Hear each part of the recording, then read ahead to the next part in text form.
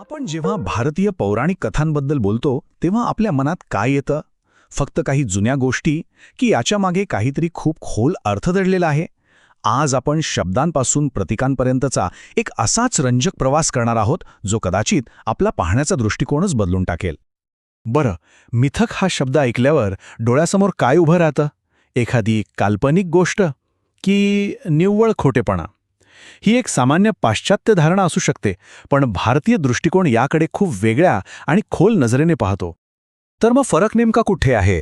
पाश्चात्य व्याख्येनुसार मिथक म्हणजे अनेकदा एक काल्पनिक असत्य गोष्ट, पण आपला भारतीय दृष्टिकोन काय म्हणतो? तो याला सत्य आणि अनृत म्हणजेच वास्तवाचा आभास यांचं एक अनोखं मिश्रण मानतो. म्हणजे ती गोष्ट खोटी नाहीये, तर ती वास्तवाला एका वेगळ्याच अँगलने सादर करते. आणि ही संकल्पना नीट समजून घ्यायची असेल ना, तर आपल्याला शब्दांच्या मुळाशीच जावं लागेल, कारण खरा खेळ तर तिथेच आहे. चला, मिथक या शब्दालाच फोडून पाहूया. आणि हे किती इंटरेस्टिंग आहे बघा.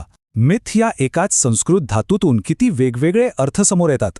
मिथ म्हणजे सारखेपणा, मिथ म्हणजे मिलन आणि मिथ्या म्हणजे वास्तवाचा आभास.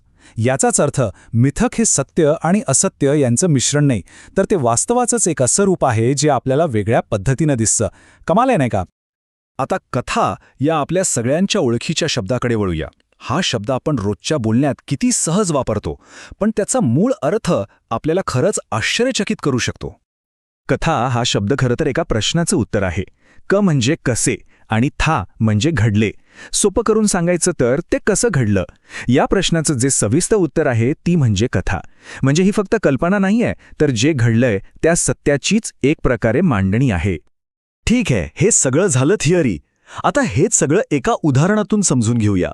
महापुराची गोष्ट तर जगभरातल्या अनेक संस्कृतींमध्ये आहे, पण आपला भारतीय दृष्टिकोन तिला कसा एक वेगळा खोल अर्थ देतो ते पाहणं खूप इंटरेस्टिंग आहे. मनू आणि नोहा यांच्या कथांमधला फरक पाहिला ना की हा दृष्टिकोन एकदम स्पष्ट होतो. नोहाची कथा ही देवाने माणसांच्या पापांसाठी दिलेल्या शिक्षेबद्दल आहे, पण मनूची कथा ती निर्मिती आणि विनाशाच्या नैसर्गिक सायकलचे एक भाग आहे. म्हणजे इथे विनाश हा शेवट नाही, तर एका नवीन सुरुवातीसाठीची एक गरजेची पायरी आहे. आणि ही कथा आपल्याला एका शक्तिशाली प्रतीकाकडे घेऊन जाते, ती म्हणजे नाव. मग ती मनूची असो किंवा नोहाची. नाव हे संकटातून सुखरूप बाहेर पडण्याचं, मोठ्या आव्हानांवर मात करण्याचं एक युनिव्हर्सल सिम्बॉल बनतं. आता इथून पुढे तर प्रवास अजूनच रंजक होतो. या कथा आणि त्यातले विचार शब्दांपुरते मर्यादित न राहता दृश्य प्रतीकांमध्ये कसे बदलतात, अगदी मंत्रांपासून ते आपल्या घरातल्या रांगोळीपर्यंत. हे बघा, हे आहे श्रीयंत्र. आता हे फक्त एक सुंदर डिझाईन नाहीये हा, हे तर संपूर्ण ब्रह्मांडाचं तत्वज्ञान मांडणारा एक जिओमेट्रिक मॅप आहे. म्हणजे बघा, एका अत्यंत कॉम्प्लेक्स विचाराला एकाच शक्तिशाली प्रतीकात कसं बंद करता येतं याचं हे एक अप्रतिम उदाहरण आहे. आणि कल्पनांचा हा प्रवास कसा होतो ते किती सुंदरपणे इथे दिसतंय. सुरुवात होते मंत्र म्हणजे पवित्र ध्वनीपासून, मग येतं तंत्र जे विधी समजावतं, त्यातून तयार होतं यंत्र हे एक व्हिज्युअल सिम्बॉल, आणि शेवटी ते मंडळ म्हणजे रांगोळीसारख्या आपल्या रोजच्या जीवनाचा भाग बनतं. आणि आपण जी रोज इतक्या सहजपणे रांगोळी काढतो तिच्यामागे किती खोल अर्थ आहेत. ती भूमीची पूजा आहे, मुंग्या पक्ष्यांसारख्या छोट्या जीवांसाठी अन्नदान आहे, घरातल्या निगेटिव्ह एनर्जीपासून रक्षण आहे, आणि हो, सुख समृद्धीचं प्रतीक तर आहेच. म्हणजे बघा, एका छोट्याशा गोष्टीत केवढं मोठं तत्वज्ञान दडलंय. आता आपण एका अशा उदाहरणाकडे वळूया जे आपल्या सगळ्यांनाच माहिती आहे. एक साधासा वाटणारा खेळ, पण त्याच्या मुळाशी जीवनाचं एक खूप मोठं तत्वज्ञान आहे. सापशिडी.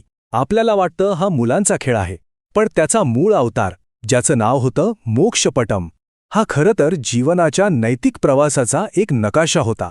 हा फक्त नशिबाचा खेळ नव्हता, तर कर्माचा खेळ होता. या खेळातली प्रत्येक शिडी म्हणजे एक सद्गुण, जसं की भक्ती, ज्ञान, श्रद्धा, जे आपल्याला आयुष्यात वर घेऊन जातात. आणि साप म्हणजे दुर्गुण, लोभ, क्रोध, मोह, जे आपल्याला खाली खेचतात. थोडक्यात काय, तर हा खेळ आपल्याला शिकवतो की आपली प्रगती ही पूर्णपणे आपल्या कर्मावर अवलंबून आहे. तर मग शेवटी एक प्रश्न उरतोच.